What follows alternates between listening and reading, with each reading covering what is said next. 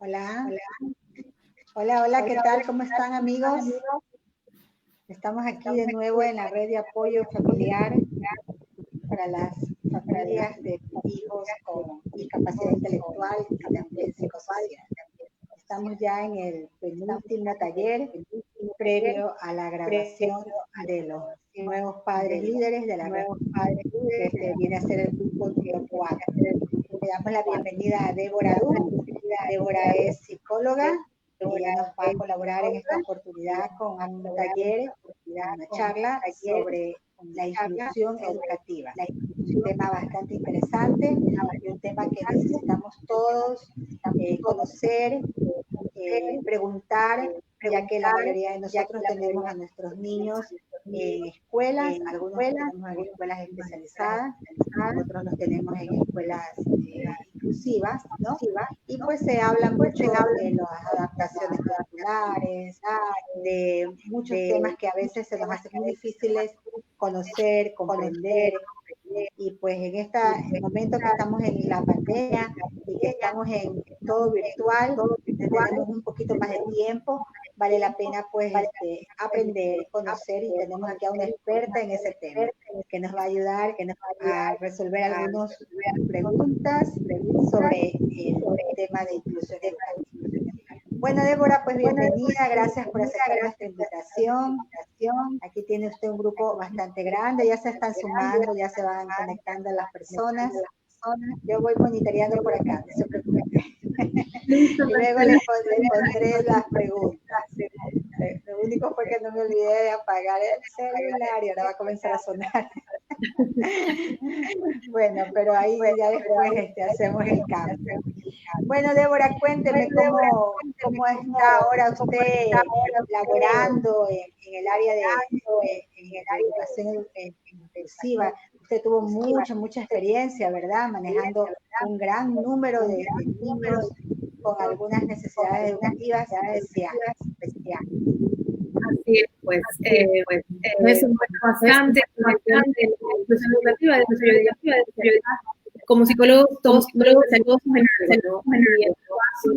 Pues la inclusión educativa ha sido mi rama más grande de trabajo. El más grande de trabajar en inclusión es que todos los niños y niñas son diferentes.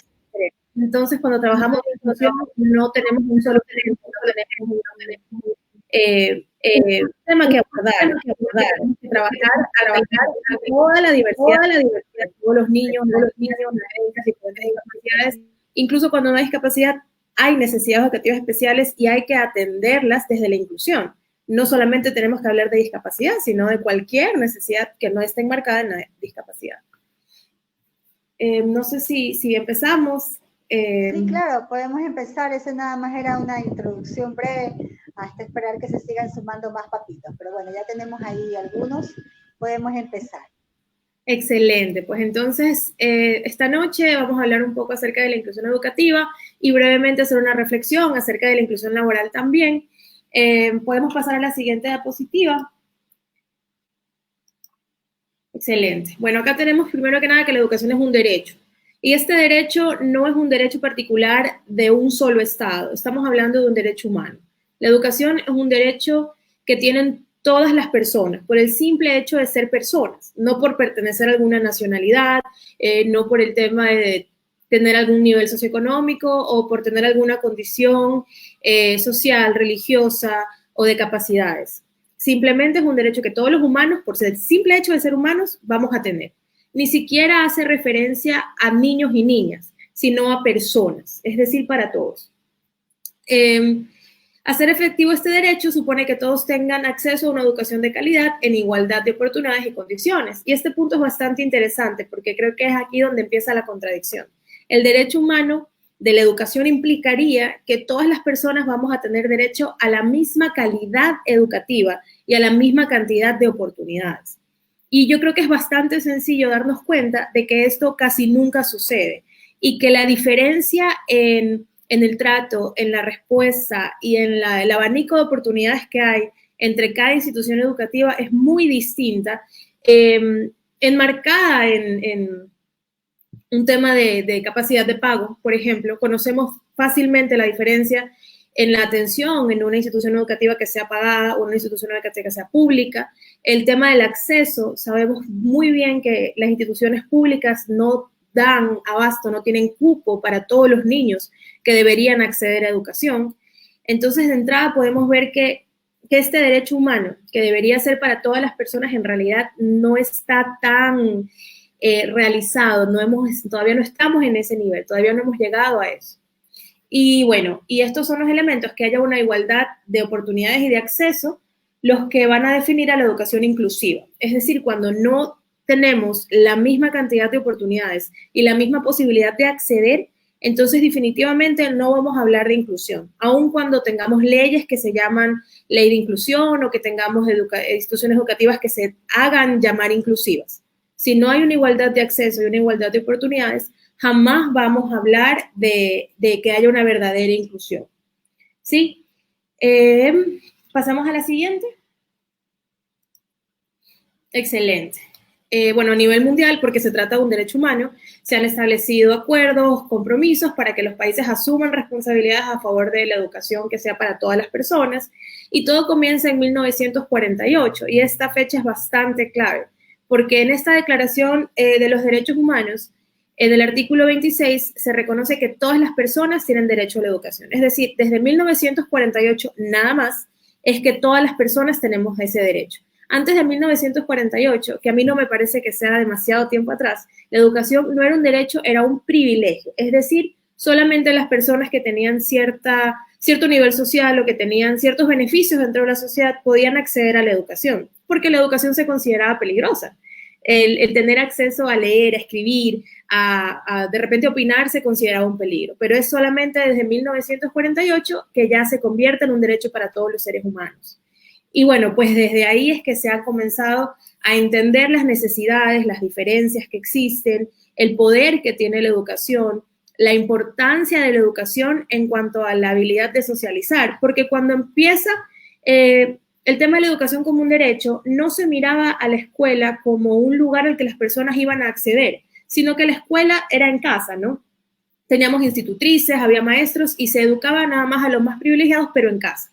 Pero es a raíz de esto en que se empieza a entender la importancia de que los niños de hecho vayan a una escuela, socialicen, cómo esto va a ir marcando el comportamiento, va a ir marcando las habilidades y va a ir marcando sobre todo el desarrollo.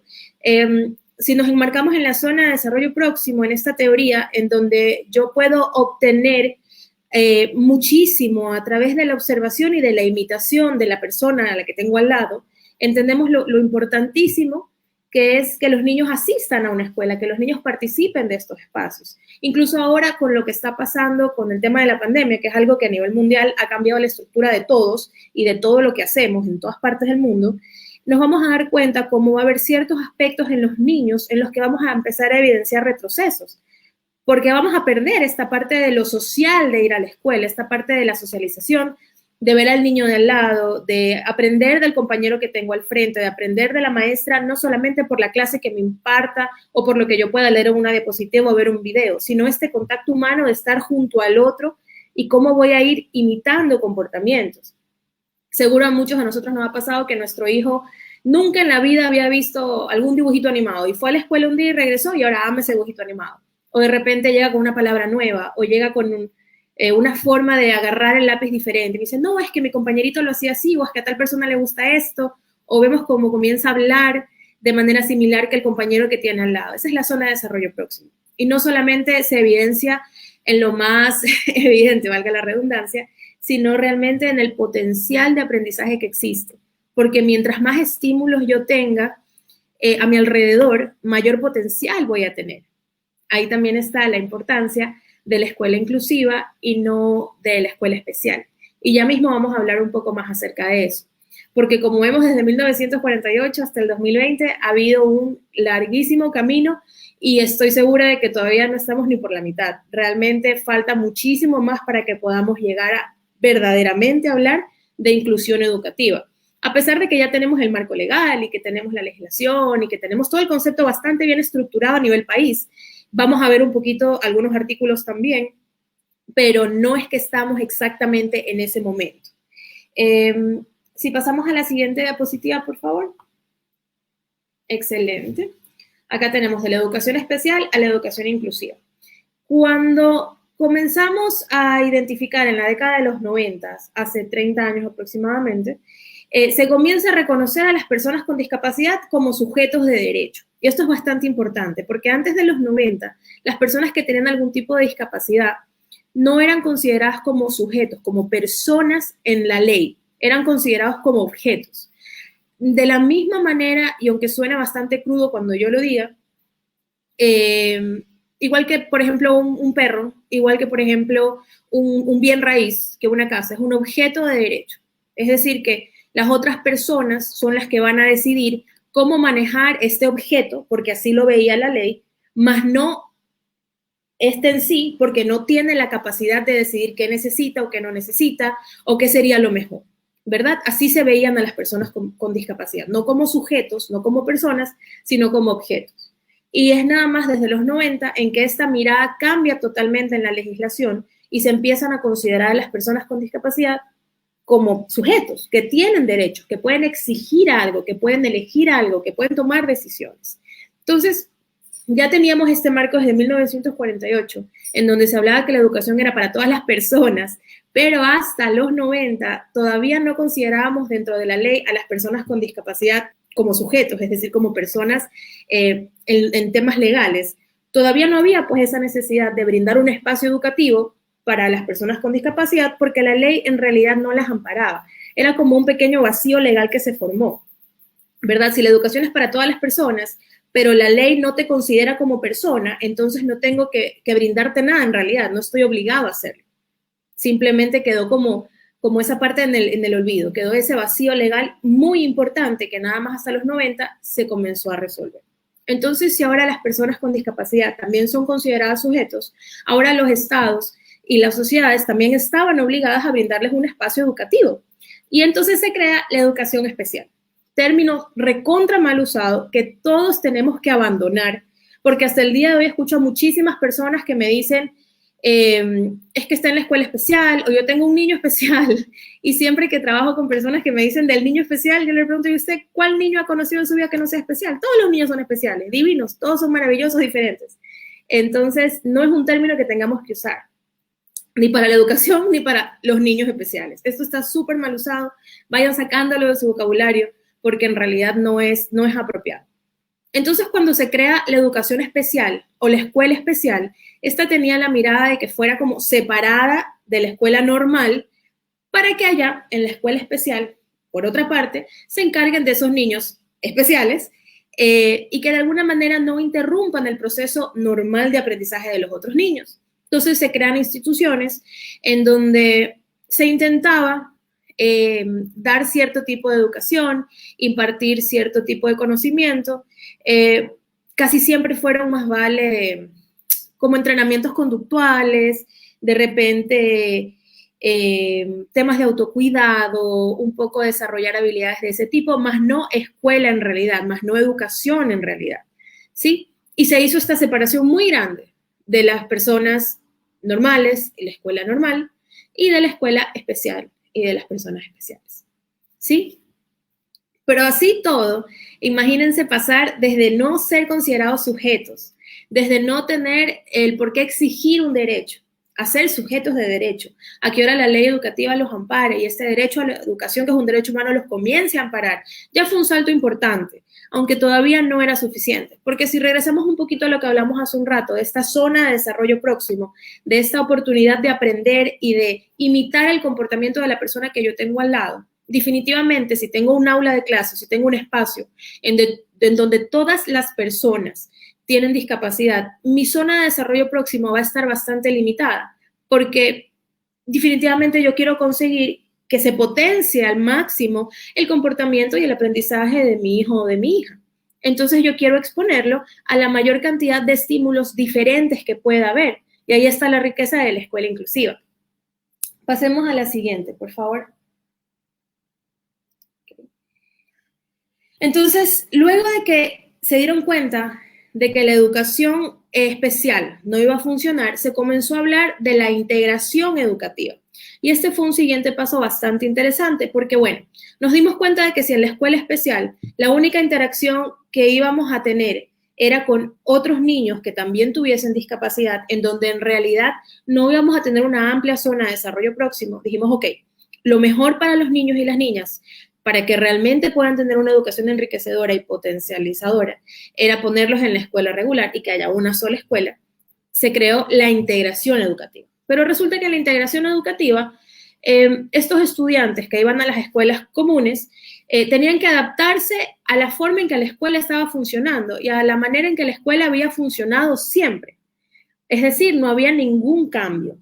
Simplemente tenían que estar ahí como un chico más, sin importar si no estaban comprendiendo la clase, sin importar si de repente necesitaban algún tipo de apoyo, sin importar si se sentían cómodos o no se sentían cómodos, porque saben que sentirnos cómodos en el entorno es bastante importante para poder aprender. Cuando tenemos un niño que no se siente feliz, que no se siente a gusto en el espacio que está, es que no importa si hay discapacidad, no hay discapacidad, si hay una necesidad educativa especial, simplemente ese niño no va a aprender. Porque para que pueda haber un verdadero proceso de aprendizaje, tiene que haber la menor cantidad de barreras posibles. Cuando hablamos de inclusión, inclusive estamos hablando de temas religiosos, estamos hablando de temas culturales, estamos hablando de temas raciales. Nos tenemos que remitir a cosas que parecen tan básicas como cómo se sentirá un niño extranjero que llega a una escuela en donde en el bar no encuentra absolutamente nada que se le haga familiar. En el bar donde compran comida, llega al bar y no encuentra nada que se le haga familiar. Ese niño no se va a sentir cómodo ahí. O de repente un niño que no habla el idioma y entonces tiene una barrera súper grande porque no puede socializar, porque no entiende lo que está sucediendo en la clase. Lo podemos tener ahí sentado, pero definitivamente ese niño no va a aprender nada. Y lo mismo sucedía con las personas con discapacidad, porque, ok, ahora les permitíamos estar en el aula regular, pero no hacíamos nada para que ellos puedan participar o realmente puedan pertenecer a ese espacio. No había ningún sentido de pertenencia. Y es en la mirada de la integración educativa que se crean las famosas aulas especiales. Entonces pasamos de tener la escuela especial, que era parte, a tener aulas especiales dentro de la misma institución educativa. O sea, tenemos la escuela regular, en donde por varias horas los niños están todos juntos y durante ciertas horas clave de clase o para reforzar algunas habilidades pasamos al aula especial. Pero resulta que seguía sucediendo exactamente lo mismo, porque al no poder realmente pertenecer o participar de este proceso educativo, no estoy incluyéndolo. Es lo mismo que yo tuviera, no sé, una silla, una mesa, una banca en el aula. Está dentro del aula, pero no está participando, no está siendo parte de este proceso, simplemente está ahí. Entonces, a partir del 2006, se establece un plan decenal para mejorar la educación y la calidad educativa en el Ecuador y se establece la LOE, lo cual fue sumamente importante porque entonces pasamos de la integración educativa a la inclusión educativa en términos legales.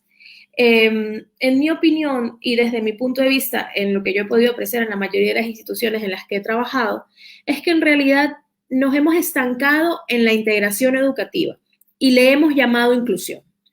¿Por qué? Es en la integración educativa en donde es el maestro sombra, en donde es la mamá o el papá el que tiene que encargarse de hacer el material, el que tiene que encargarse de ver qué va a aprender el niño y cómo lo va a aprender. No es la escuela. La escuela es absolutamente imparcial en el proceso educativo de este niño. Lo único que la escuela hace es permitirle estar en el aula, pero como veíamos, esto realmente no va a generar nada. De hecho, podría generar más cosas negativas que positivas, porque el niño va a percibir que algo no anda bien, el niño se va a sentir incómodo, al niño no le va a gustar ir a la escuela, vamos a tener niños que lo que van a querer hacer es salir huyendo del aula apenas se abra la puerta, que no van a prestar atención, que no van a estar conectados con lo que está sucediendo en el aula. Y eso es lo que, es que exactamente, eso es lo que se está dando. Le llamamos inclusión educativa, pero seguimos en la integración. Tenemos maestros que están bastante poco preparados para atender a la diversidad, pues, ¿no? Un maestro puede ser un excelente maestro para dar su clase de historia, su clase de inglés, su clase de matemáticas, pero eso no significa que sepa atender a la diversidad, que sepa atender a las diferencias. Tenemos maestros que le tienen miedo a los niños con discapacidad y que lo dicen. Ay, es que yo no quiero que venga ese niño a mi aula porque qué miedo, y si algo le pasa, y si entra en crisis, y si grita, y si se enoja. El maestro debería estar preparado para atender a todas estas diferencias. Y en eso se basaba el plan decenal. Uno de los puntos de este plan decenal que generó el gobierno del Ecuador era el compromiso de que en 10 años, o sea, del 2006 al 2016, todos los maestros estuvieran preparados para atender a la diversidad, a las diferencias, independientemente de cuál fuera esta. Ya quedaría mirar puertas para adentro si en realidad en todas las instituciones educativas pasó esto, si en realidad se realizó con responsabilidad, si en realidad se dieron las oportunidades necesarias para prepararse.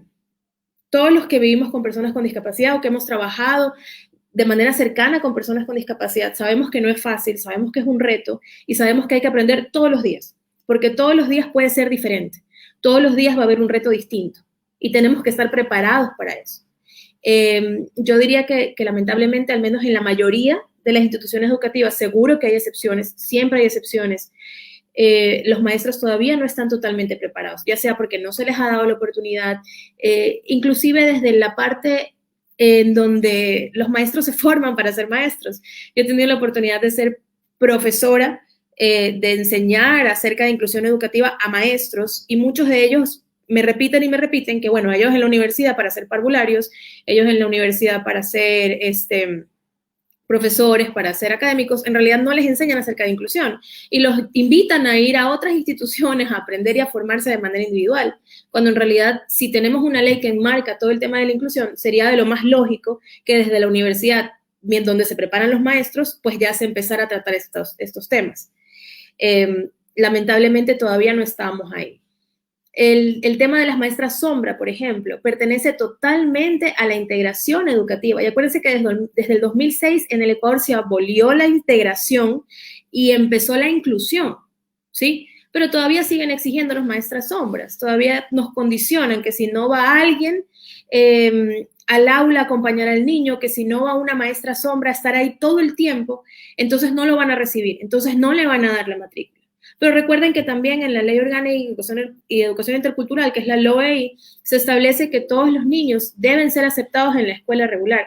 O sea, una escuela no puede negarse a darle matrícula a un niño que tenga discapacidad. Y como estamos en educación inclusiva, supuestamente, debería ser la escuela la que es responsable de brindar las herramientas para que el niño pueda aprender. Acuérdense muy bien, sepárenlo. Escuela especial, la integración educativa, que es en donde la mamá, el papá y el especialista son los responsables de la educación del niño, la escuela no. La escuela solamente te da el espacio, que tú vayas a sentarte ahí y tú tienes que resolver. Tienes que conseguir maestros especializados, tienes que llevar a la maestra sombra, tienes que conseguir el material. Yo he conocido padres que pasan horas de su vida ellos tratando de hacer material para que lo puedan llevar a la escuela, porque la escuela no brinda esta facilidad y realmente no está preparada para atender esto todavía. Bueno, vamos a pasar a ver la siguiente diapositiva porque quiero mostrarles algunos de los artículos que están en la ley actual en donde, en teoría, porque se supone que estamos en inclusión educativa más no en integración, sabemos que que en la realidad seguimos en integración, pero le decimos inclusión. Los artículos que amparan la inclusión, y yo diría los más esenciales, son el artículo 46, en donde dice que el Estado va a adoptar, entre otras, las siguientes medidas que aseguren a las niñas, niños y adolescentes. En primer lugar, atención a menores de 6 años que garantice su nutrición, salud, educación y cuidado diario en un marco de protección integral de sus derechos. Eso sí se cumple. Ahora en todas las guarderías, en los IBBs, en los CDIs, en realidad sí se le brinda alimentación a los niños. Y atención preferente para la plena integración social de quienes tengan discapacidad. Es decir, el Estado promete, el Estado asegura y el Estado debería amparar que no exista ni un solo niño, sobre todo ningún solo niño que tuviese discapacidad que no pudiera ingresar o acceder a la educación, que no pudiera ingresar o acceder a la escuela. Sabemos que esto no es realmente así, nos topamos con todas las exigencias, como dicen, piden parvularia, hay que pagarle el sueldo a una maestra, piden maestras sombras y demás. Pero se supone que, según este artículo, es el Estado el que está obligado a asegurar que se van a integrar. ¿Y integrarse qué significa? Integrarse significa que les voy a dar matrícula y que yo voy a permitir que se hagan amigos de sus compañeros, voy a permitir que participen en una clase, voy a permitir que los inviten a una fiesta de cumpleaños, ellos van a ser parte del mismo sistema social, ellos van a ser una parte más de este engranaje al que llamamos escuela. Acuérdense que escuela no es sinónimo de clase, escuela no es sinónimo de aprender, escuela es sinónimo de socializar, escuela es sinónimo de hacer amistades, escuela es sinónimo de aprendizaje, es sinónimo de dudas, es sinónimo de muchas más cosas que permitirte estar sentado en el aula. Ahí no hay escuela, ahí no hay verdadero aprendizaje y no hay nada.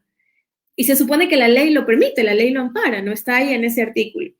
Y además, se supone que no solamente es en la escuela, sino que es su integración en la sociedad, lo cual nos hablaría de la integración laboral. Y lo cual explica los famosos beneficios que trae el carnet de discapacidad, que de hecho en parte es lo que ha llevado a que haya esta distorsión y este mal manejo del mismo. Pero es gracias a este artículo que el carnet de discapacidad también significa que, por ejemplo, sea más barato comprar un boleto para un show. Es justamente porque el Estado tiene que garantizar su inclusión en la sociedad. Por eso es que es de repente más barato que puedan comprar un automóvil o que puedan comprar un pasaje aéreo o que puedan acceder a ciertos servicios. Es como para poder asegurar que ellos van a estar incluidos en la sociedad. ¿Sí? Siguiente, porfa. Tenemos el artículo 47, en donde dice que el Estado garantizará políticas de prevención de las discapacidades y de manera conjunta con la sociedad y la familia va a procurar la equiparación de oportunidades para las personas con discapacidad y su integración social. Acá seguimos enmarcando o haciendo el encuadre para la inclusión laboral. Sabemos que hasta hace poco tiempo tampoco era obligatorio, tampoco era una exigencia que las empresas contrataran a personas con discapacidad. Sabemos que ahora ya lo es, que las empresas que no contratan a personas con discapacidad pueden ser multadas. Al final quiero que hablemos un poco de este tema, porque también hay ciertos malos usos que se da esto y lamentablemente he tenido que asesorar a algunas personas a las que las contratan solo para pagarles el IES y no realmente para formar parte de la empresa, ¿no? Para cumplir con el requisito, pero eso tampoco es inclusión y eso también debería ser denunciado, porque la única manera de que vamos a conseguir inclusión es denunciando estas irregularidades que vemos. Tenemos que empoderarnos hartísimo como padres o como educadores, empoderarnos un montón y conocer realmente cuáles son nuestros derechos y qué es lo que podemos exigir. Cuando nosotros exigimos un derecho y la escuela accede, la escuela no me está haciendo un favor, la escuela no está siendo buena conmigo, la sociedad no está siendo buena gente conmigo. La sociedad y la escuela están cumpliendo con sus obligaciones y yo estoy exigiendo mis derechos. Y acuérdense que un derecho no puede renunciarse. Yo no puedo decir, no quiero tener este derecho. Eso no existe. Entonces, a veces nos hacen sentir o nos hacen ver como si al aceptar a un niño en la escuela me estuvieran haciendo un favor, como si al darle la matrícula yo tuviera que andar como con mucho cuidado, tuviera que no decir nada, que no pase nada, como para que le permitan estar ahí. Y yo tengo que salir de ese lugar en donde yo siento que la escuela me hace un favor, en donde yo siento que qué suerte que tengo que me lo admitieron. porque esa es la mentalidad que tenemos que cambiar y esa es una mentalidad a nivel país que hay que ir cambiando, porque son derechos y los derechos pueden exigirse. Las escuelas están obligadas a permitir el acceso de niños y niñas con discapacidad o con necesidades educativas especiales. No es un favor, no es porque son buena gente, no es porque la maestra es linda, no es porque la directora es buena gente o me quiere mucho. Es una obligación. Ellos están llamados a hacer esto porque hay artículos que los amparan. En la siguiente diapositiva, bueno, tenemos algunos de los derechos que se reconocen a las personas con discapacidad. Muchos de ellos hacen mención a la educación. Tenemos que una educación que desarrolle sus potencialidades y habilidades para su integración y participación en igualdad de condiciones, es decir, una educación que de hecho permita que ellos aprendan. ¿Sí? Estamos hablando de las leyes actuales que hablan de la inclusión. ¿Sí? Entonces, dice que la educación debe desarrollarse en un entorno que va a ser lo más potencializador para las personas con discapacidad, tanto en la decoración del aula como en la ubicación de las bancas, como con el material que utilizan. No debe ser el mismo libro, no debe ser el mismo examen, la banca debe estar ubicada en un lugar estratégico. Incluso cuando hacemos educación en casa, ahora que todos estamos en este tema de la pandemia, los materiales que las escuelas me envían deberían ser materiales diferentes. La escuela no puede grabar una clase y enviarla a todos los estudiantes, porque de esos estudiantes, 20, 30, 40 estudiantes que tenga un aula de clase, va a haber 20, 30 o 40 estudiantes diferentes. Y de esos muchos estudiantes, de repente yo sí puedo agruparlos, ¿no? Y a estos ciertos estudiantes les va a funcionar lo mismo, pero definitivamente yo no puedo coger y mandar el mismo material para todo el mundo, porque no es inclusión y porque no me va a servir para nada. Porque aprendemos de manera diferente, porque hay necesidades diferentes, sobre todo cuando hay una discapacidad. Segundo, dice que se va a garantizar que la educación esté dentro de la educación regular. Es decir, el Estado debe garantizar que en la escuela regular van a aceptar a los niños y niñas con discapacidad. No en la escuela especial, no en el aula diferenciada, sino en la escuela regular. Los planteles regulares van a incorporar un trato diferenciado y los de atención especial a la educación especializada. Es decir, sí se mantienen instituciones especializadas, no es que se deben eliminar, pero todas las personas deben acceder a la regular. Es decir, yo como padre pudiese elegir inscribir a mi hijo en una institución especializada para que desarrolle alguna habilidad en específico, para que desarrolle autosuficiencia, para que aprenda autocuidado. Pero eso no significa que se le van a cerrar las puertas a la educación regular. Debería acceder a las dos, porque la educación regular es para todos y todas los niños. ¿Sí?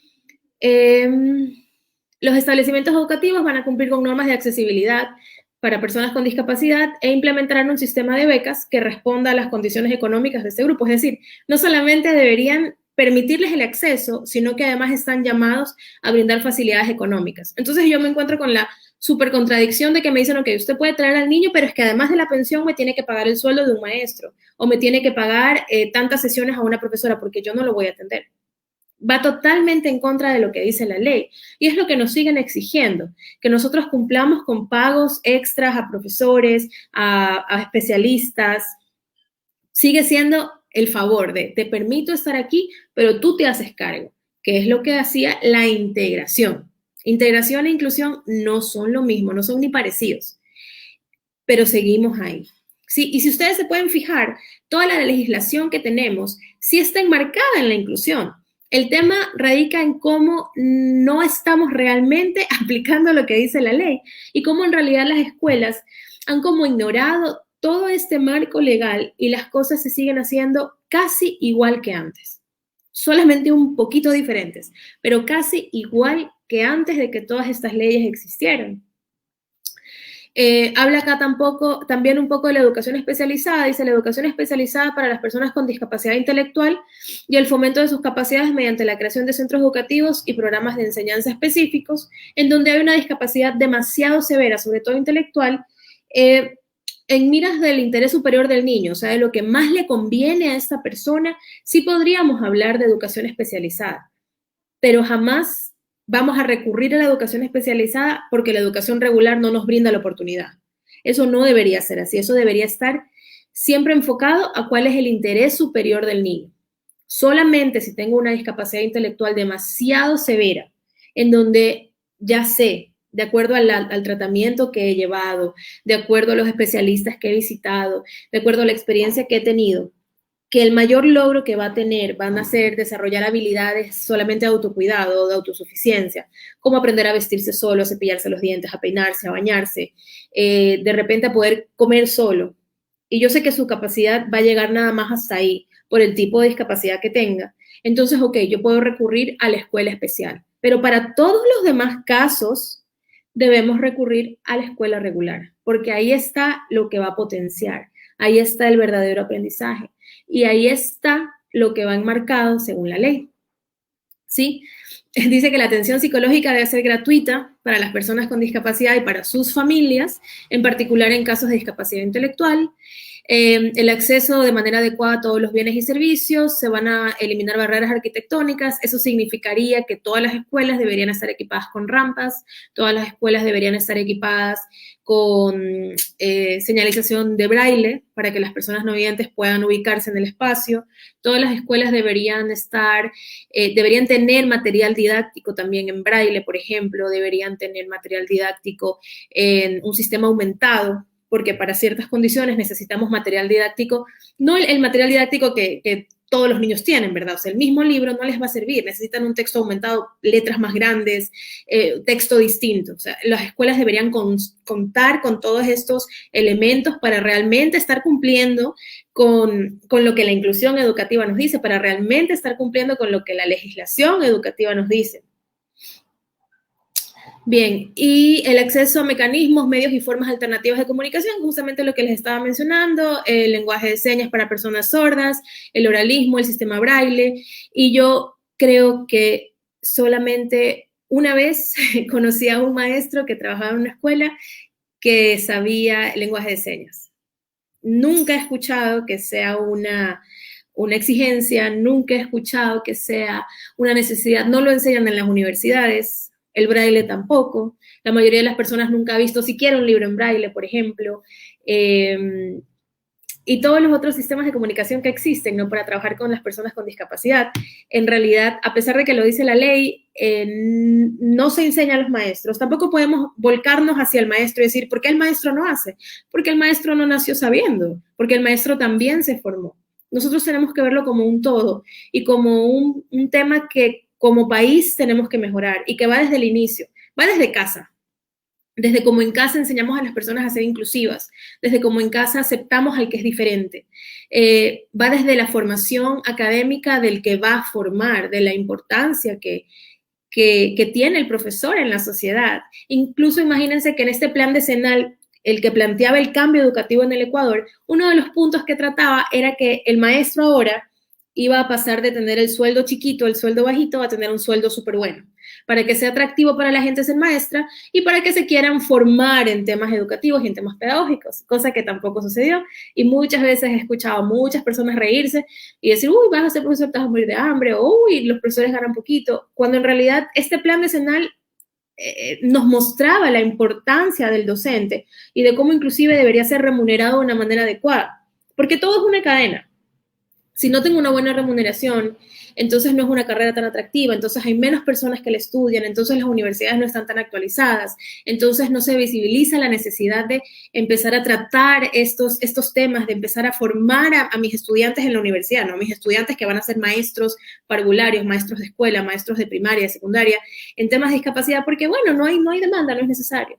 Es toda una bolita que se va construyendo y que se empuja hasta el final, y los que terminan perjudicados son los niños.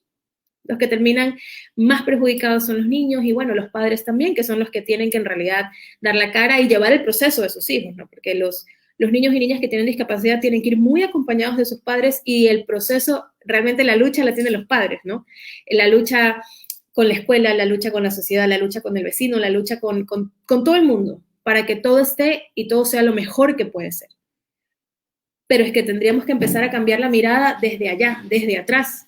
Tendríamos que empezar a cambiar la mirada desde qué es lo que voy a poder necesitar.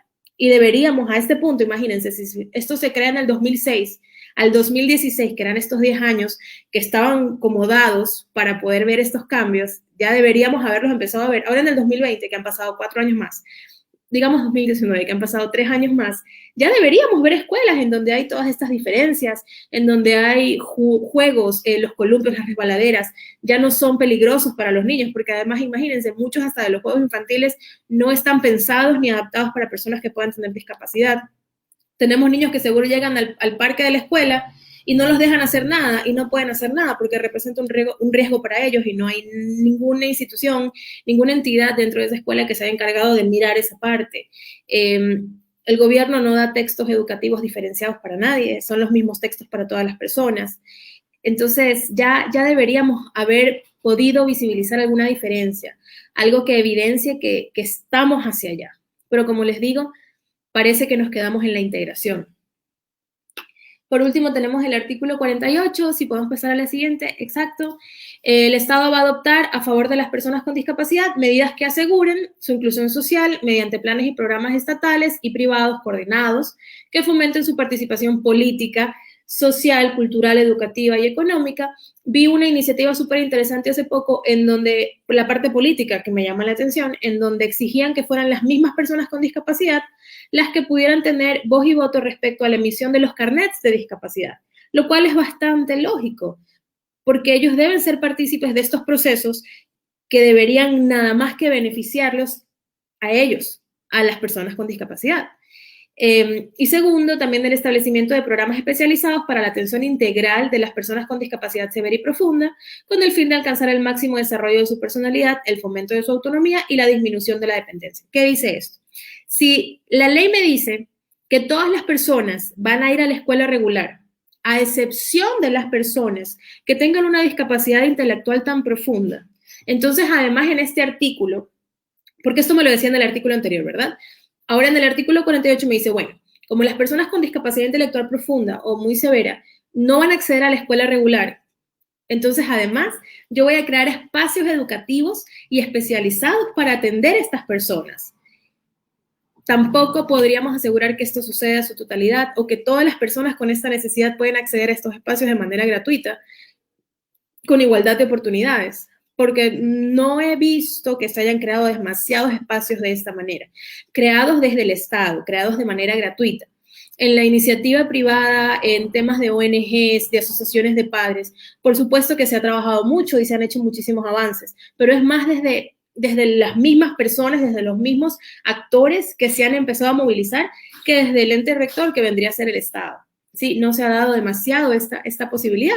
Como me lo pone acá me lo pone divino. Entonces, si ya no voy a poder acceder a la educación regular, voy a acceder a la educación especializada, pero además me van a brindar esa educación especializada que va a ser tan buena, que va a desarrollar hasta lo más que se pueda desarrollar esta persona que tiene esta discapacidad tan profunda.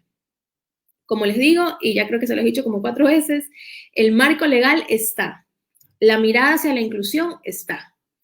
Los que tenemos que modificarnos somos nosotros, somos todos los actores, desde nosotros, los maestros, hasta los psicólogos, los padres, en qué van a aceptar, qué van a exigir, el conocer muy bien a dónde están mis derechos y por qué exijo lo que exijo.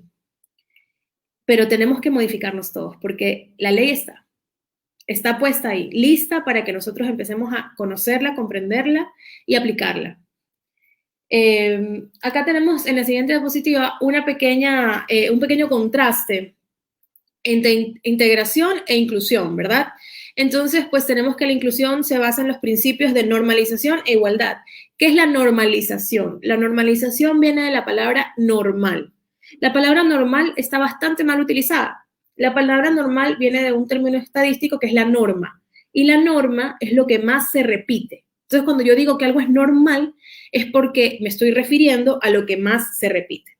En la actualidad sabemos que todas las personas somos diferentes y que absoluta y completamente todos los niños son diferentes, sobre todo en el tema educativo, sobre todo en el proceso que van a utilizar para aprender, en las estrategias que se deben utilizar para que realmente haya un aprendizaje efectivo. Entonces, cuando decimos normal, nos deberíamos referir a lo diferente, porque ser diferentes, tener diferencias es lo verdaderamente normal, ¿no?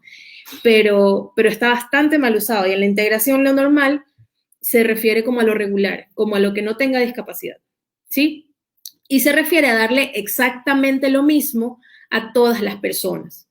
Y resulta que darle exactamente lo mismo a todas las personas, si yo ya comprendí que todas las personas son diferentes y necesitan cosas diferentes, jamás va a ser efectivo. No me va a servir. No va a haber nada de positivo en darle lo mismo a todos, porque de repente a uno le estoy dando demasiado y a otro le estoy dando muy poco, o a otro definitivamente eso que le estoy dando no le sirve para nada. Entonces, la igualdad en la educación, dar exactamente lo mismo, no es lo que me sirve, pero es lo que la integración me llama a hacer.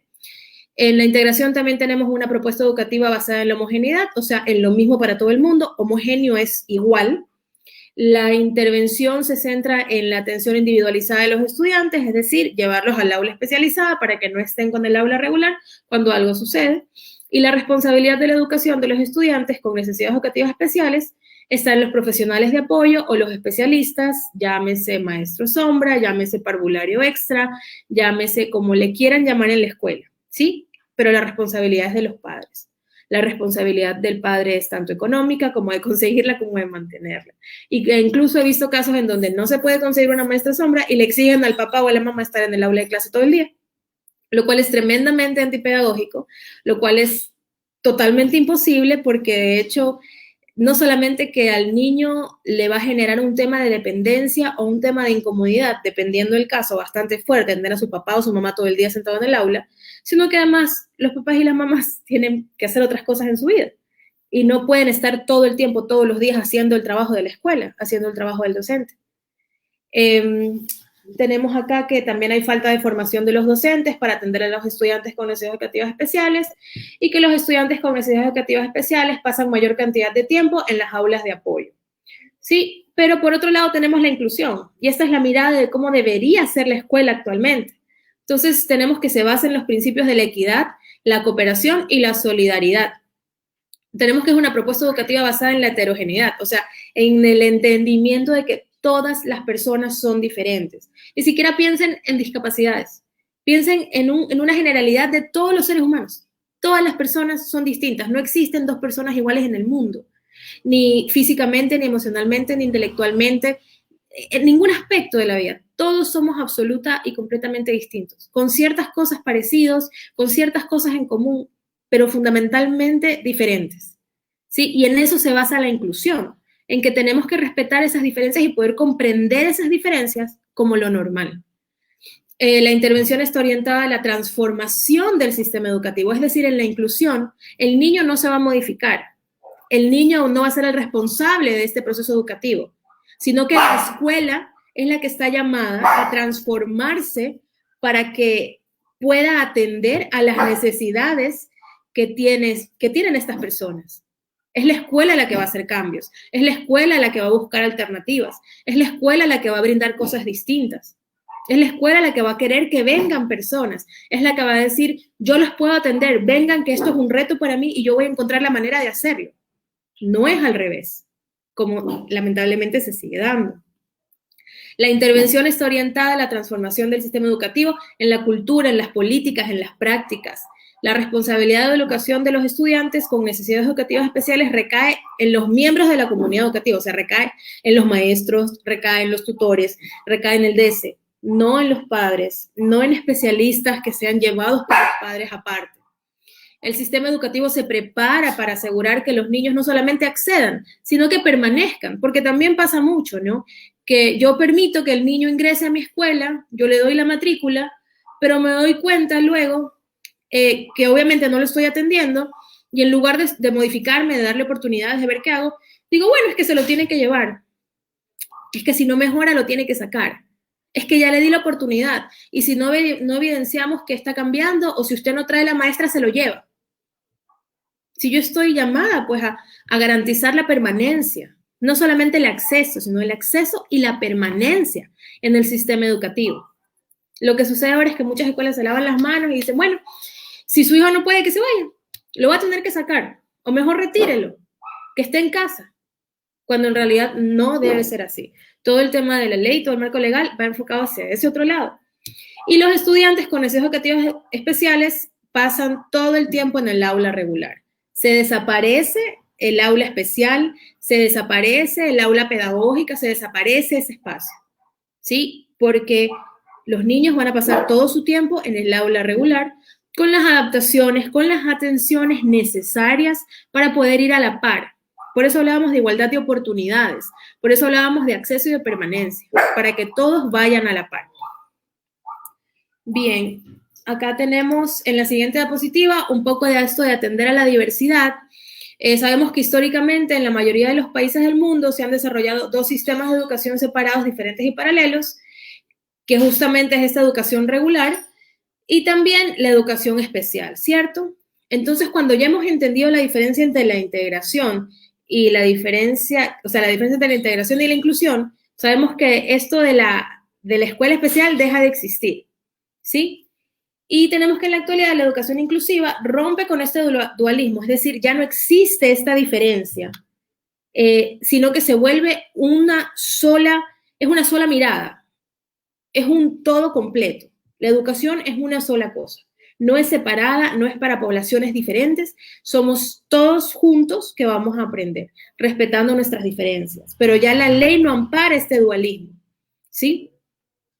¿Y cuál es el objetivo de esto? Atender a la diversidad, atender a todas las personas en el marco de sus propias diferencias y de sus propias necesidades. Tenemos acá algunas frases bastante interesantes. También en la siguiente diapositiva se habla un poco de lo que les decía. Dice, todos los seres humanos somos diversos, no hay dos seres idénticos y no existe, por lo tanto, una norma o un sujeto normal, sino que la diversidad es la norma, ser diferente es lo normal, que justamente es lo que estábamos tratando hace un momento.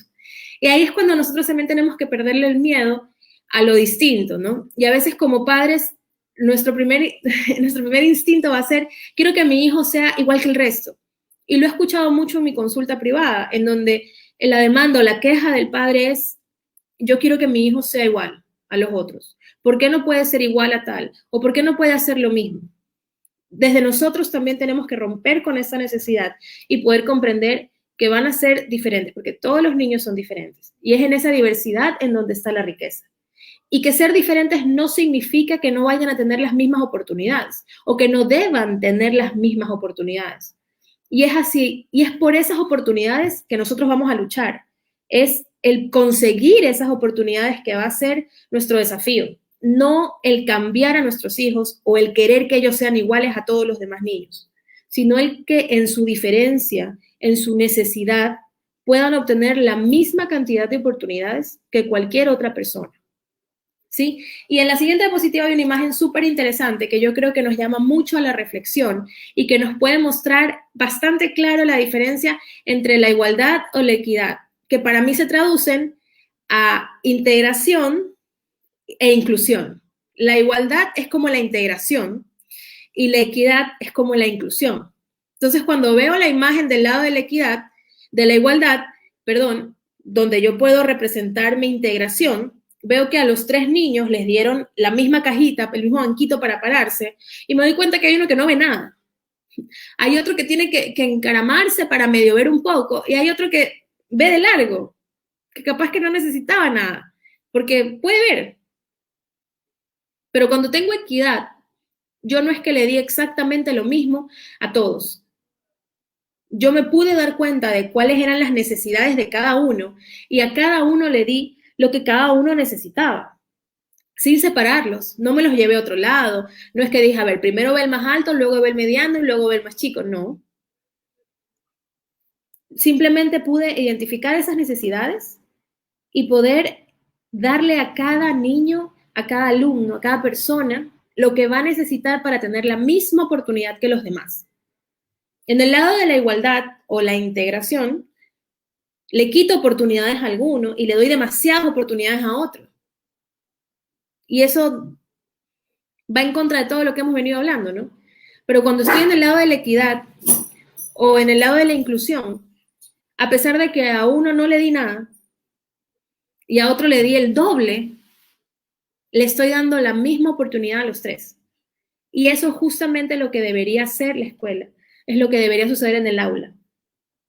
Que se le dé a cada niño lo que cada niño necesita, de manera individualizada en la comprensión de qué hace falta, cómo tengo que modificarme. ¿Será que le tengo que hablar de manera distinta? ¿Será que las tareas que le voy a mandar van a ser distintas? ¿Será que lo voy a evaluar de manera distinta? ¿Será que si yo le pregunto, por ejemplo, yo he trabajado con casos de niños que tienen autismo, por ejemplo, que les ponen una prueba, un examen escrito y no lo pueden realizar? Pero entonces les permito hablarlo y lo hacen bastante bien. O me sucede al revés. Tengo un niño con un tema de ansiedad, porque cuando hablamos de necesidad educativa especial, también puedo hablar de un niño que tenga un elevadísimo nivel de ansiedad. Si yo le pongo a hacer una exposición al frente del grupo, no va a poder hablar. Y yo como maestro me tengo que dar cuenta que de repente lo que este niño necesita es que la exposición sea entre él y yo. O que de repente no exponga, que me grabe un video en la casa. O de repente se me va a ocurrir que me va a hacer pues un cartel increíble y no va a exponer. Y ahí es donde mi labor como docente entra, ¿no? Yo ver cuáles son las infinitas posibilidades que hay para que a través del mecanismo que es más productivo para ese niño, yo pueda brindarle las mismas oportunidades y pueda evaluarlo. Y pueda verificar que él ha aprendido o que él pueda demostrarme a mí que lo ha logrado a través de la manera en que él lo pueda hacer mejor. Porque qué frustración tan grande deben sentir los niños que les exigimos algo que ellos no pueden lograr. No porque no hayan adquirido el aprendizaje, no porque no tengan la potencialidad para hacerlo de algún otro modo, sino porque la escuela quiere hacer siempre lo mismo igualito para todos, porque eso no es lo que sirve. Una vez vi una imagen, salió en un periódico, yo la tenía recortada en alguna parte, que salía esta fotografía, era un árbol, un dibujo, un árbol, en donde apareció un maestro que era un mono y decía, bueno, la evaluación de hoy va a ser que todos lleguen a la parte de arriba del árbol y el que llegue primero va a ser el mejor. Y entre los estudiantes estaba un pez en una pecera, había un ave, había una liebre, había un perro, había una oveja, había una vaca. Entonces, evidentemente, al evaluarlos a todos estos animalitos igual, estos animalitos obviamente representaban las diferencias que tienen todos los niños. Si yo a todos les pido que hagan lo mismo, obviamente había unos que iban a llegar súper rápido a la parte de arriba del árbol, había otros que no iban a poder llegar nunca. No porque no sean buenos, no porque no tengan un montón de habilidades, sino porque yo tengo que aprender a utilizar las herramientas que son las más favorables para el proceso de ese niño o niña. No las mismas para todos o las mismas que he utilizado desde hace 20 años o las mismas que he utilizado en toda mi carrera docente. Tengo que poderme modificar. Y esta modificación del sistema educativo, esta modificación de la escuela, es lo que pide la inclusión. Ya tenemos que dejar de modificar al estudiante. Tenemos que dejar de pedirle al estudiante que se acomode a lo que hay. Y tenemos que entender que los que tenemos que cambiar somos el sistema educativo, son los maestros, los docentes, los espacios, los textos, la literatura, los libros escolares. Eso es lo que tiene que cambiar. No los niños, no los padres. No tenemos que cargar con la responsabilidad de la escuela. Y eso es algo que como padres tenemos que aprender a exigir. Acuérdense muy bien, hay que dejar de pensar que nos están haciendo un favor. Hay que dejar de pensar que son tan buenos que nos permiten tener a nuestro hijo aquí. Ustedes han podido ver, ahí todos los artículos está en la ley. No es un favor, es la obligación de estos actores. Bien, en la siguiente diapositiva, rápidamente quiero que veamos un poco acerca de las necesidades educativas especiales o las NE como se muestran en la ley, ¿cierto? Hola. Hola, Marcela. Bueno, ¿qué tal? Como vas a pasar a otro tema, quería, bueno, ahí hacer un poquito de comentario de algunos comentarios que tenemos aquí en el Facebook, ¿no? Okay. Bueno, definitivamente quiero aprovechar también para hablarle a mis padres, que sé que me están escuchando, y que nos dan un mensaje muy positivo, nos dan un mensaje que yo siempre batallo, que fue la lucha de esto, ¿no? El no tener miedo. Hay muchos que están escribiendo que tienen miedo por los valores que tienen que pagar de una terapia, porque tienen que asumir muchas veces el valor de una profesora sombra, porque les da miedo perder el cupo en una escuela o en una institución que han hecho el favor de aceptárselo, ¿no? Entonces, esto es lo que precisamente quiero que cale cada uno de ustedes. Nosotros no estamos pidiendo favores a nadie, nosotros estamos exigiendo un derecho que está no solamente en la ley, sino un derecho humano. incluso, ¿no? Dentro de los derechos humanos de las personas con discapacidad está la educación igual con igualdad de oportunidades para todos. Entonces, en base a esto, pues, seguir adelante, llenarnos de ese valor que necesitamos para exigir, para pedir. Y una de las formas es aprendiendo, conociendo, porque si uno conoce, si uno aprende un poquito más, entonces uno puede pararse frente a una pedagoga, frente a una directora de una institución y decirle, bueno, la ley dice que el hijo necesita de estas herramientas, ¿verdad? O de una educación diferenciada. Usted está enviando una evaluación igual para todos, por ejemplo, o quieren enseñar a leer y escribir con el mismo método para todos, si mi niño no va a poder con esa forma de aprendizaje, con esa metodología de aprendizaje. Tiene que haber una forma diferente en la cual mi hijo va a aprender. Entonces, ese es el mensaje que quería dar ahí, justo antes de pasar al otro tema, porque bueno, hay muchos que están escribiendo eso, referente a que en las aulas educativas definitivamente se sigue dando la integración. No, son muy pocas, yo creo que de los 10 dedos de las manos quedan sobrando en las escuelas o instituciones que realmente hacen lo que es inclusión. Y pues que también el hecho de que no tenemos el material adecuado, a veces da hasta tristeza compararse con otros países en donde sí hay hasta en la misma ley, o sea, tú abres la página del Ministerio de Educación, por ejemplo, de Chile, y tú encuentras la metodología para personas con discapacidad intelectual muy diferente a la metodología de personas sin discapacidad, ¿no? Desde el mismo hecho de que ya están planteando otro método, que hay un material educativo que lo puedes bajar, inclusive no es ni pagado, ni que tienes que pagar nada, es gratuito, en donde el mismo profesor y padre lo puede usar. Entonces, desde ahí tenemos que cambiar. ¿Cómo podemos hacerlo? Justamente exigiendo a las escuelas, exigiendo a las instituciones, ¿no? Como tú nos decías, pues tal vez la persona con discapacidad o el niño o el joven atraviesa por una discapacidad severa. Podemos entender que el establecimiento me va a brindar un programa, ¿no?, de desarrollo de habilidades, nada más. Y dejamos entonces a un lado tal vez la parte educativa como tal, ¿no?, académica como tal, o la resumimos a lo mejor a lo más básico. Pero yo de eso sí quisiera que tú también le digas a los papitos como psicóloga, cuando yo tengo un niño con una discapacidad severa, porque a lo mejor nosotros, los mismos maestros nos hacen pensar que nuestro niño es un niño con una discapacidad severa y es por este motivo por el cual no accede, ya sea a una escuela inclusiva, ya sea a un programa académico, ¿no? Y quién es la llamada a darnos esta evaluación también, porque muchas veces lo tenemos, por ejemplo, en una institución del Estado, ¿no? O de este tipo de fundaciones que solamente pues hay tal vez maestras nada más, o maestras, pedagogas, terapeutas, que son los que más hay, pero es ella la que nos debe dar, pues la psicóloga, para que también el padre conozca a quién debe dirigirse, ¿no? Porque eso también es importante. Muchas veces si no conocemos, pues no sabemos a quién solicitar. Un maestro jamás un maestro puede dar un diagnóstico, nunca, o sea, no lo acepten.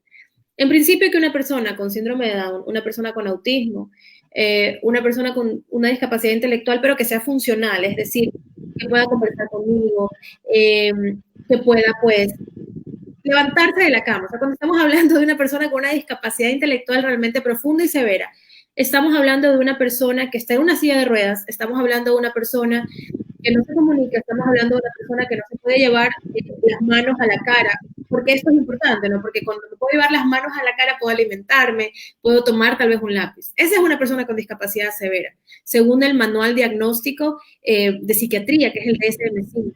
Y ese diagnóstico lo tiene que dar un médico acompañado de un psicólogo. Jamás un profesor, ni siquiera un psicólogo solo. Lo tiene que dar un especialista de medicina, porque estamos dando un diagnóstico clínico. Todas las demás personas con discapacidad o con necesidades educativas deben acceder a la escuela regular, todas. aunque se le complique a la maestra, aunque al maestro le dé miedo, aunque la escuela no sepa qué hacer. Pero lo que la ley ampara es que cualquier persona, fuera de este caso muy específico que les menciono, debe acceder a la escuela regular. Bueno, pues muchas gracias. Bueno, creo que ya las demás preguntas están sobre el mismo tema, que lo hemos ahorita hecho un corte. Pues podemos continuar con la siguiente fase del programa que nos han preparado. Gracias. Igual creo que esta parte es súper importante para que se pueda hacer la exigencia adecuada, para que podamos poner los pies sobre la tierra, ¿no? Para que podamos saber qué es lo que vamos a pedir. Entonces, justamente por eso considero súper importante hablarles un poco de las necesidades educativas especiales y cómo éstas se dividen. En necesidades educativas especiales, que es lo que dice la ley, tenemos las que son asociadas a la discapacidad, que son permanentes, porque la discapacidad no es una enfermedad y la discapacidad no se cura, ¿sí? Entonces, las necesidades educativas que están asociadas a la discapacidad se van a mantener. Un niño que tiene discapacidad visual no va a poder leer un libro de texto en un mes o dos, ¿verdad? Va a necesitar siempre un apoyo en braille, va a necesitar siempre un audiolibro. Una persona con discapacidad física no va a ir a la clase de educación física a que lo evalúen saltando la cuerda, ¿verdad? Porque esa discapacidad se va a mantener. Entonces, solamente estas necesidades educativas son las que son permanentes. Todas las demás necesidades educativas son transitorias, son las no asociadas a la discapacidad y estas pueden ser transitorias o pueden ser permanentes. Es decir, que las adaptaciones curriculares pueden ir variando, ¿sí? Eso significa que el profesional de la escuela tendría que ir midiendo. Cuando me refiero al profesional de la escuela, no me refiero al profesor, me refiero al DC. Todas las escuelas deben contar con un departamento de consejería estudiantil que debería estar compuesto por psicólogos. Las escuelas que no lo tienen deben contar con el apoyo del DC distrital. Todos los colegios del mundo están asociados a un distrito. En Ecuador, bueno, no en el mundo, todos los colegios del Ecuador están asociados a un distrito. Los distritos están separados por zonas. Es muy importante que todos ustedes conozcan cuál es el distrito que corresponde a su institución educativa, porque esta va a ser la única vía en donde vamos a poder exigir todos los derechos, conociendo el distrito. Porque hay escuelas que me van a decir, es que aquí no hay psicólogo. Bueno, las escuelas que no tienen psicólogo cuentan con el apoyo de los psicólogos de los distritos, ¿sí? Entonces, estos profesionales, psicólogos, psicopedagogos que tienen los DESES, son los que van a ir evaluando si estas adaptaciones curriculares se van a cambiar. Porque aquí también nos pasa que de repente llegamos a una escuela y nos dicen, bueno, su hijo, según este informe que ha traído, no puede leer. Entonces la escuela ya nunca le intentó enseñar a leer. Porque en ese primer informe, hace 5 años atrás decía que no iba a leer. Y de eso no se trata, ¿verdad? Se trata de que las adaptaciones curriculares van a ser transitorias y van a irse modificando, a no ser de que estén asociadas a una discapacidad, porque como les dije, la discapacidad no se cura. La discapacidad se va modificando, va superando, va desarrollando más habilidades, pero como no es una enfermedad, y eso nos tiene que quedar súper claro, tristemente me he encontrado con muchísimos padres que me piden, por ejemplo, que les cure el síndrome de Down a sus hijos, o personas que me hablan de curas para el autismo y cosas así, que en realidad no es así, porque tenemos que dejar de verlo como una enfermedad, porque no se trata de eso. La discapacidad habla de las diferencias y habla de entender a que una persona puede ser distinta y comprenderla en esa diferencia, ¿sí? Entonces, bien, tenemos estos dos tipos diferentes de necesidades educativas especiales, las asociadas a la discapacidad y las que no están asociadas a la discapacidad. Y las necesidades educativas no asociadas a la discapacidad no requieren indispensablemente de la presencia de un profesional de ese tipo ni de un protocolo que contemple reuniones de equipos multidisciplinarias, siendo suficiente en muchos casos el trabajo del docente.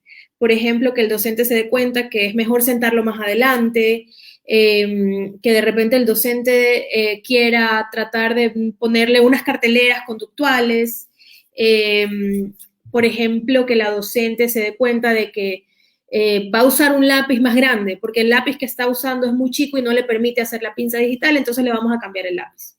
¿Y por qué les menciono esto de la diferencia entre las adaptaciones curriculares que puede hacer un docente y las adaptaciones curriculares que tienen que ser elaboradas por el equipo de profesionales que todas las escuelas deben tener? es por el tipo de adaptación que se va a hacer, ¿sí? En la siguiente diapositiva tenemos los diferentes tipos de adaptación que existen. Están las adaptaciones de grado 1, grado 2 y de grado 3. Todo esto ustedes lo deben exigir y ya les voy a explicar cómo lo exigen ustedes en la escuela, ¿sí? Las adaptaciones de grado 1 son modificaciones a elementos de acceso al currículo, dejando intacto el currículo en sí. Hay niños que no necesitan que les cambiemos en nada lo que se está enseñando, que solamente necesitamos que se cambie la forma en que se lo vamos a enseñar, ¿sí? Por lo general va a ser temas de decoración del aula, el lugar en donde voy a sentar al niño, cosas bastante sencillas que no intervienen en nada con el currículo. El currículo es lo que se está enseñando. Luego tengo las adaptaciones de grado 2, en donde ya voy a modificar la metodología y las actividades. Aquí sí voy a mandar, por ejemplo, deberes diferentes, voy a evaluar de manera diferente. Yo puedo exigir, por ejemplo, si yo tengo adaptaciones de grado 2, que a mi hijo no le manden a hacer la misma plana que a los demás niños. O que si de repente les están enseñando a escribir, hacer las letras de un tamaño, a mi hijo se las hagan hacer de un tamaño más grande y se las enseñan a escribir de un tamaño más grande y poco a poco se va reduciendo el tamaño. Yo puedo exigir que él de repente no tenga que leer el libro, sino que pueda escuchar el audiolibro o ver el video en YouTube de tal historia. Un poco como para ir abarcando niños de diferentes edades, ¿no? Cuando los niños son más grandes, en la escuela nos mandan a leer un libro. Y una adaptación grado 2 puede ser que no le mandan a leer el libro, sino a ver el video, la historia, el audiocuento de ese libro, ¿no? Y el grado 3 es en donde sí voy a modificar objetivos, contenidos y criterios de evaluación. Aquí voy a enseñar otra cosa, voy a ir a otro ritmo, enseñando otro currículo, pero dentro de la misma aula. Es decir, yo voy a tratar de equiparar la edad del niño con la edad que socialmente sea más conveniente para él, porque también me ha pasado que tengo casos de niños que tienen 11, 12 años y que los ponen de compañeritos con niños de 6. Entonces, esto genera un problema terrible para el niño, porque la escuela intentando que él pueda estar a la par con los compañeros, lo ponen con niños mucho más pequeños que él. Entonces esto no genera nada bueno en nuestro hijo porque se va a sentir incómodo, le va a costar hacer amigos, a los otros niños también le va a parecer que él es extraño porque lo van a ver más grande, lo van a ver mayor. Y esto, en lugar de generar inclusión, va a generar que muy probablemente se empiece a rechazar a esta persona, ¿sí? Entonces, por eso es que existen las adaptaciones de grado 3, porque yo puedo exigir que dentro del aula de clase que va cronológicamente con la edad de mi hijo, se le puede impartir un conocimiento basado en los criterios y las destrezas para niños de otras edades. Por ejemplo, enseñar currículum de segundo de básica en el aula de quinto de básica, ¿sí? Y estas adaptaciones curriculares también se conocen como significativas. Y cuando yo tengo adaptaciones significativas, yo tengo que exigir que se elabore un DIAC. El DIAC está en la diapositiva siguiente.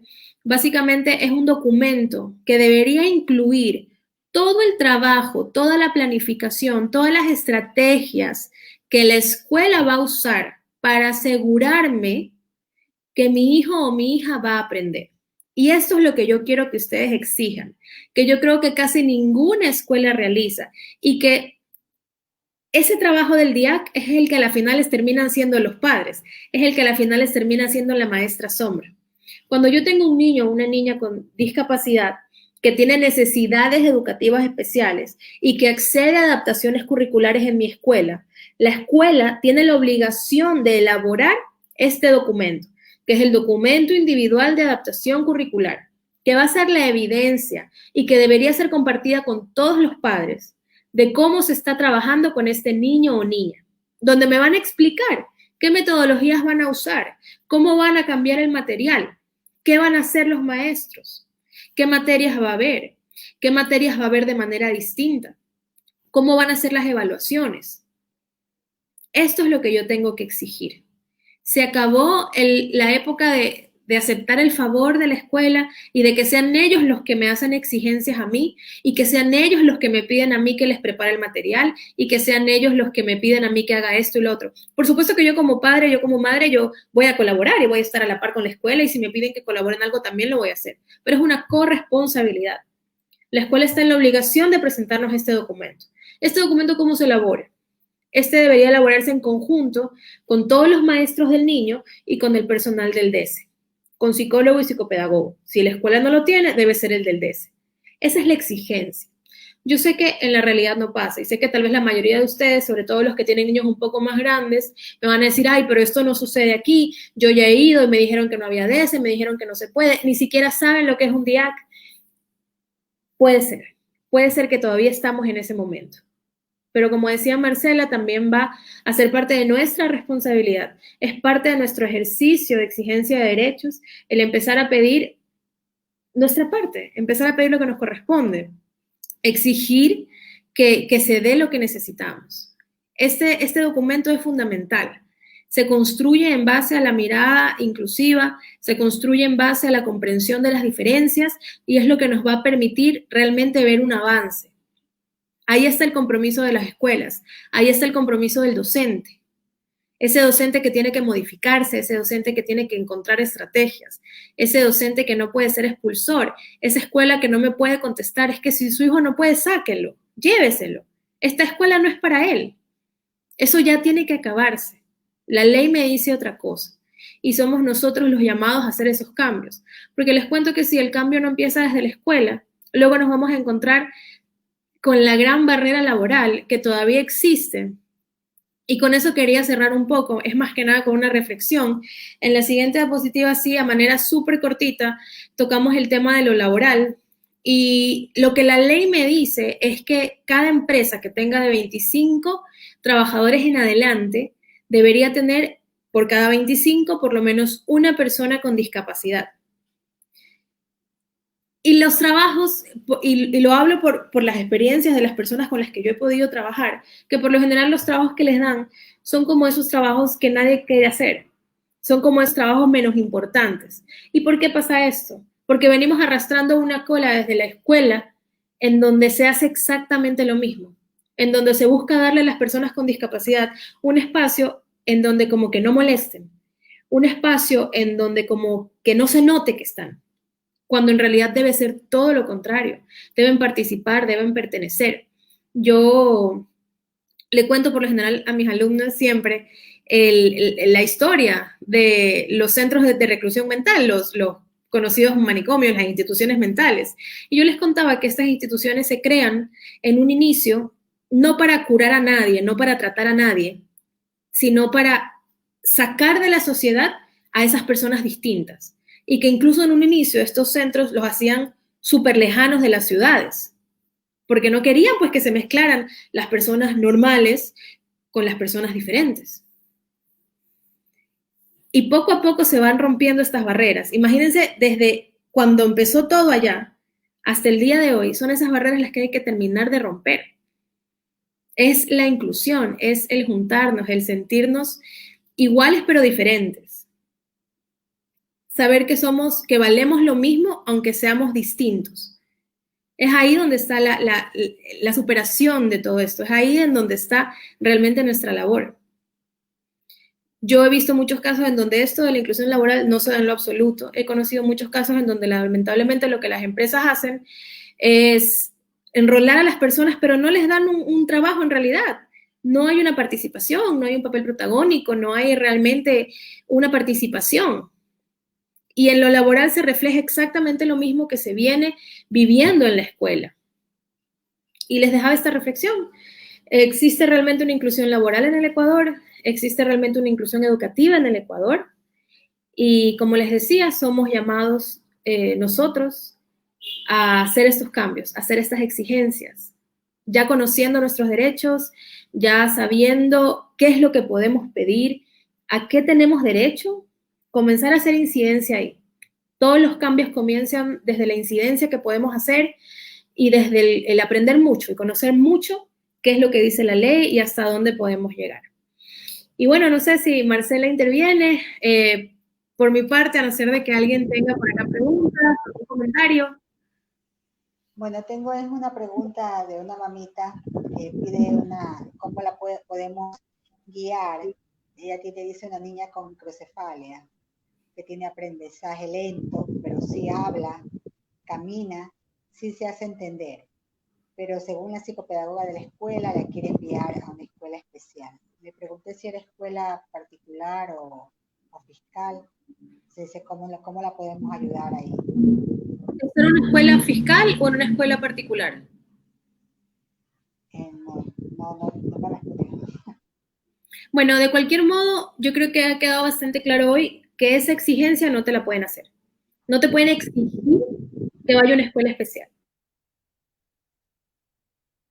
Al menos si habla, camina, dice, se hace entender, digamos que no está cumpliendo los criterios que en algún momento nos dijiste sobre discapacidad severa, ¿no? Ella tiene una comunicación.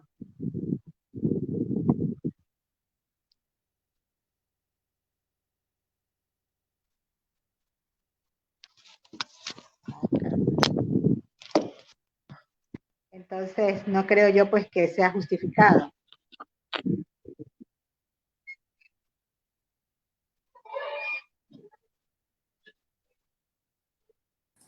Se quedó congelada la psicóloga.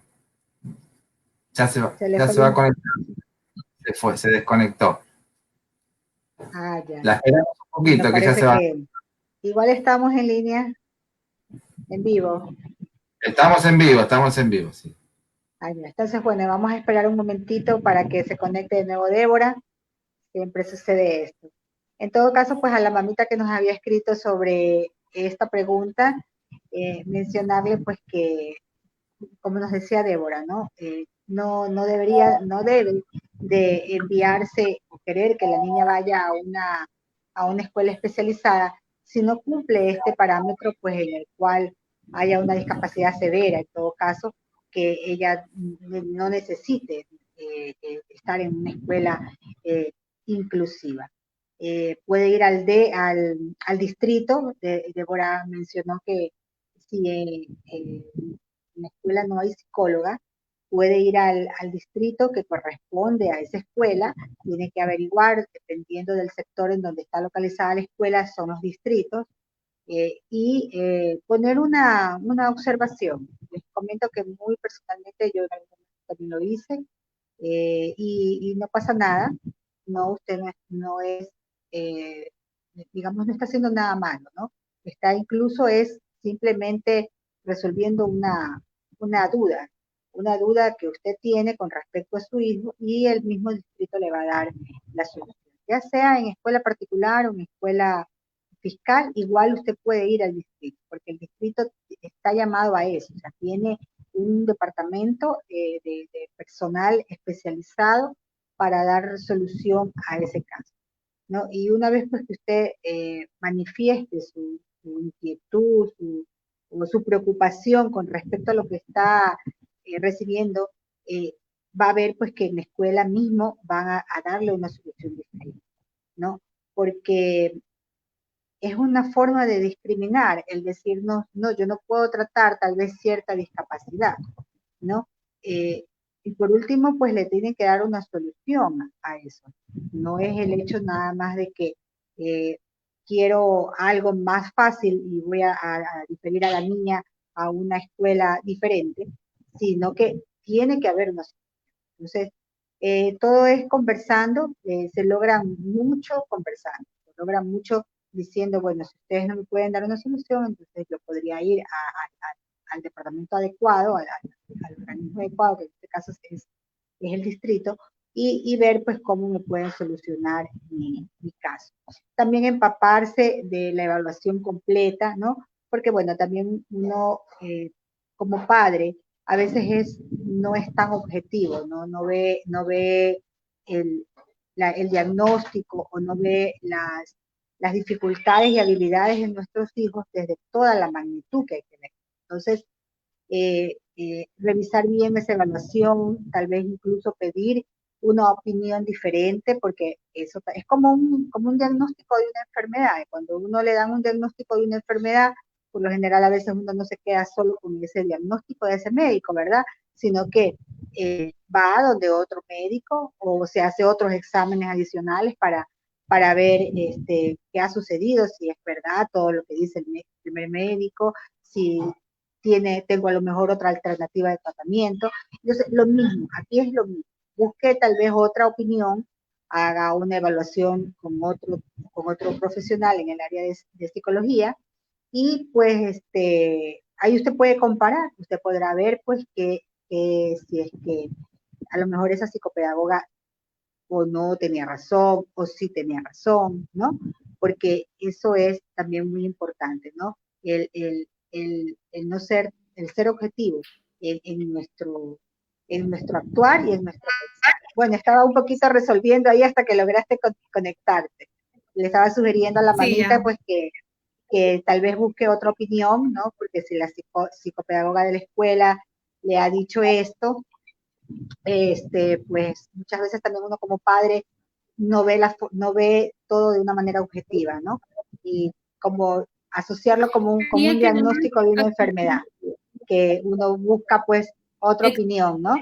Y que si necesita definitivamente tener una respuesta, que el lugar a donde ir es el distrito, ¿verdad?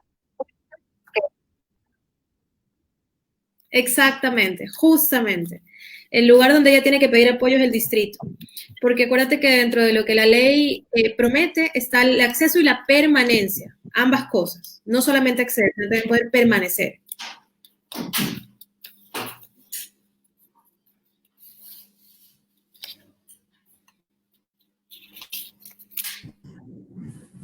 Y ahora me parece que se quedó la doctora Débora.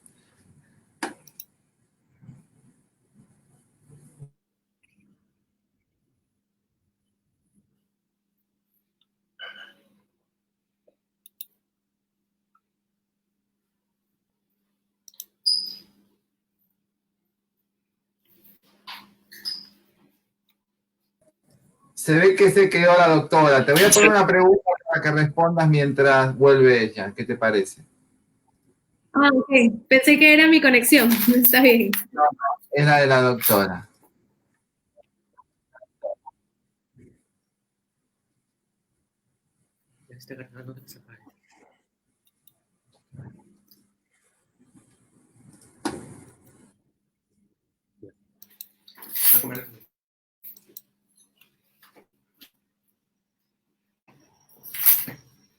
Yo pedí que me dejen el DIAC, que es como psicólogo de la escuela, qué puedo hacer para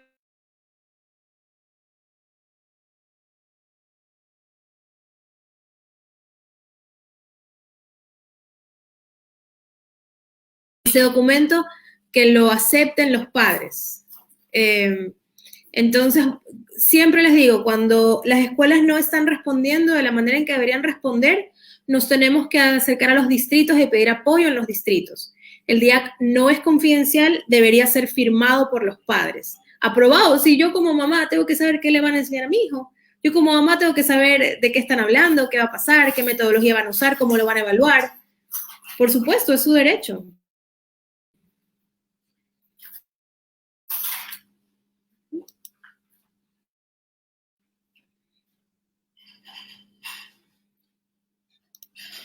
Sí, no sé si haya de repente. Soy de México y siempre en la primaria que va mi nena le han ignorado a sus maestros, ninguno se ha dedicado a enseñarle a mi hija, siempre regresa con sus libretas en blanco, solo el maestro la apoya.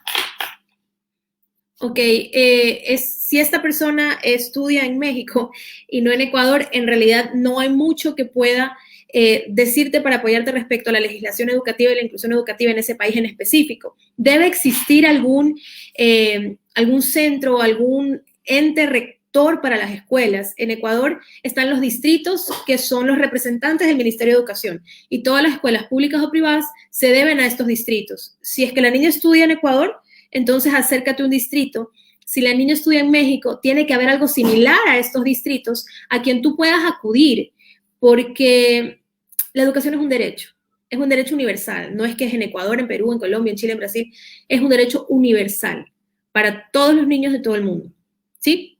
Estoy segura de que en todos los países tiene que haber rutas similares a las que tenemos en Ecuador. Tiene que haber algún representante del Ministerio Educativo, no se llama tal vez distrito educativo, tal vez se llama de alguna otra forma, pero tiene que existir. Esa sería mi recomendación para esa pregunta. No sé si haya alguna otra pregunta adicional. No, ya está estamos para cerrar entonces. Así que muchas gracias y bueno, hasta la próxima. Excelente, muchas gracias.